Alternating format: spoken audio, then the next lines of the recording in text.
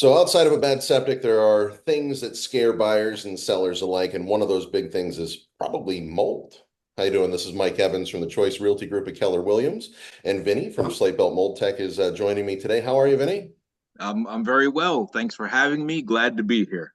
Yeah, so mold is big and scary. People see it on an inspection report, and we're fighting to keep the deal together. How big of a deal is mold? All right. So mold, it's funny because mold is very unpredictable, right?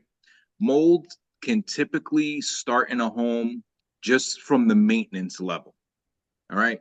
So sometimes in spaces in a home where it's out of sight, out of mind, it may start, it may begin. You may have a slight leak, especially like in the bathrooms, right? High humidity, Hollywood showers, mist, steam. People don't use the vent fans or crack the window, and mold, mildew starts to grow. It manifests into mold, and then all of a sudden you have this major outbreak in your house. And some of the easiest things that a homeowner can do to avoid this is just you know regular regular cleaning, just regular home maintenance. If you see it starting to grow in a corner or along a windowsill, that's the most common places that you see it, especially in the living spaces where it's hot inside, cold outside, or vice versa. You're always going to have some growth or some mildew that's growing on your windowsills. If you see it, attack it, clean it with your normal, home cleaners, Lysol, bleach spray, whatever you have. Once it starts to grow beyond that, that's when you start having some big issues. Yeah, it's crazy. Like sometimes when you're looking at these reports, they come in, they say organic staining, right? Which to me means they didn't test it, but they made enough of a stink about it that the buyers definitely want something done. Correct. Yeah, Correct. and they usually say that organic staining stuff like in the crawl space or in the attic, places that people don't normally go. Is that what you're saying? Absolutely. Yep. So most of the time when homeowners, home inspectors call out, say, organic staining, that's because what you just said, it wasn't tested. You and I both know it's mold, but their business practices, their ethic, their code of ethics, their insurances don't allow them to actually use the dreaded M word unless it's tested. When it's in a spot like that, obviously we're looking at a little bit more in depth than surface cleaning, right? Correct. Correct. Like if it's in the crawl space, you have to look at the overall affected areas, right? Pulling the insulation down, looking at the subfloor, looking at your beams and stuff. And when mold starts to infiltrate into like the insulation and stuff, the insulation is no bueno. It's no good anymore. It has to be thrown. It's just harboring, the mold inside it. So you can pull the mold back, clean what you need to clean. As soon as you put that insulation back up where it needs to be, mold's going to start to grow again. Yeah, Yep. yeah. So, I'm thinking like crazy things that I've seen, like bathroom vents that just like terminate in the attic instead of going Yes. out and things like that. Like you think that it's great, but as a homeowner, you may not go into that attic. No, no, a lot of these places are out of sight, out of mind, and I get it, right? But when you have vents that terminate into the attic, and I've even seen it, on older homes, and I've seen it on new builds where the vents just terminate into the attic. And years pass. Sometimes it could be, it doesn't happen right away. It can happen over the years. It begins as a little stain, that size over the vent. And then all of a sudden, when they decide, all right, I'm going to sell my house now it's like the whole side or the whole bay of, of the rafters and the sheathing. So yeah, you definitely want to check your venting. You want to have it going, terminating to the outside the best you can. Okay. So, worst case scenario, home inspector comes, says that there's, organic staining, or he goes that extra step and tests and declares that it's mold. Um, can we clean that? Is that something that we can fix, on a most cases in a relatively simple manner? In like the attic or crawl spaces Yeah. area. Yep. All right, so depending on the size of it, all right. So if you're talking less than like 5 square feet, say if it's just a little patch, absolutely clean it up. It's there, but it can be contained. It's not a big deal. If it's less than 5 square feet, by all means, have at it. Get it taken care of. It as long as you don't see it start to spread in other areas, right?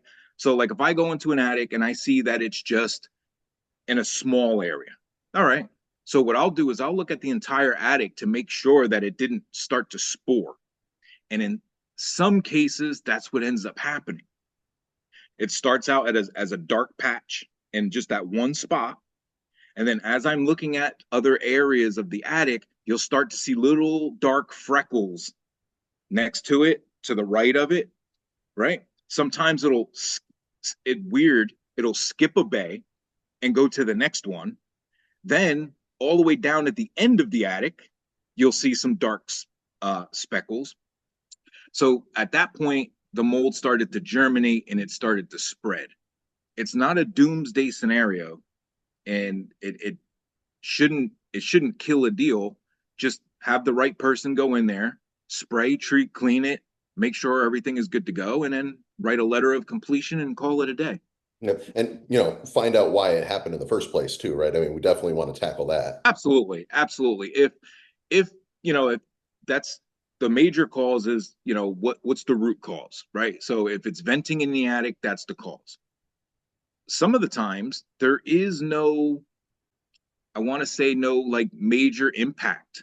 Sometimes it's just time. Sometimes it's just lack of ventilation. Sometimes the insulation gets trapped underneath at the edges where it's not allowing enough air to come into the attic. So mold starts to grow. Sometimes it could be as simple as no insulated cover over the uh, scuttle hole or the pull down. So that's allowing, you know, conditioned air up into the attic, whether it be hot or cold, and it's constantly meeting and battling, and then it starts to form mold. And a lot of the times it's evident. So when you go to a scuttle hole or a pull down, if the mold growth is starting right there at the entryway, you know that's the issue, right? Clean it up, insulate it, problem solved. If you start to see the mold growing from the eaves up, that means that there's not enough ventilation at the eaves. So you got to pull the insulation back, add some baffles so air can get up in there. Some of the times you'll see mold starting to grow at the ridge, right? So the ridge line, or if it has a ridge vent, right? Sometimes they get clogged up with leaves and debris and everything else. Sometimes it's too tight. So there can be a couple of things, but you are correct. You want to find the major cause of it so it doesn't keep occurring. Okay. And periodic inspection, is that something that homeowners should consider, either by themselves or by an expert? Yeah, it's 50-50. I always recommend, like, if you're a homeowner, welcome to home ownership. You got to bite the bullet and you got to do stuff, right? You got to get into your attic. You got to get into your crawl space. Even if you don't do it, once a month, try to do it every couple months or at least once a season. That's the rule of thumb. Great. Good. Hey, Vinny, I'm going to put your link down below. So anybody who has more questions or concerns, or if they have, mold they need taken care of, they can just click on that link and come out to you. And anything else we should cover? No, no. Let's see. Let's talk home inspections and when to be alarmed and when not to be regarding mold. Okay. Perfect. Yes. So when you see in a home inspection report common places that mold can start to grow, right? Because a lot of the times, if a home inspector sees mold or organic staining or microbial growth or whatever the industry new terminology may be, a lot of the times that can just be remedied by the actual homeowner, the agent, should he or she feel compelled to do it, right? Just to say that it's done, what they use to do it, and kind of overall rationalize what it could be from, right? So if a home inspector goes into a bathroom and takes a picture of the tub and there's mildew and kind of mold around the tub, right? Okay, odds are is that regular maintenance just needs to be done. Just clean, clean the caulking around it. Use a like a home bleach Lysol spray. In the event that it needs to be scraped out and new caulk put, do it, right? It's no it's no need to create any red flags or alarms. If you see it on the windowsill, clean it up, lift the window up. If you start to see like mold and mildew on the window ledge itself, spray and clean it up. If you start to see speckles on the ceiling in the bathroom, right? Most of the time, that's because people tend not to use the vent when they're taking a shower. You know, those nice long 30-minute Hollywood showers where they got the hot water on blast for 30 minutes. And it's just creating this rainforest environment in this bathroom, right? So the ceiling starts to get damp and humid, the walls start to get damp and humid. And guess what? Once it starts to condensate, the water starts to drip. And once it settles down and starts to accumulate, then it'll start like mold and mildew. Regular home maintenance. That's all it is. Now, in a home inspection report, if you see dark blotches along the walls or in the crawl space or the attic, then it may need some addressing. But for the most part, wherever it can be cleaned, just clean it, right? A home inspector is going to call it out just to cover themselves. Great. Hey, Vinny, thank you so much for your time today. I really appreciate it. Thank you, man. I appreciate it. Thanks for having me. And dude, always got an open invitation, man. Just give me a call. I'll come back on. We'll talk about environmentals, home inspections, mold, whatever you want to. Outstanding. I'll take you up on that. So again, Vinny's link is below, as is mine. If you guys have any questions for either of us, please feel free to click on those links and we'll get back to you. Thank you so much.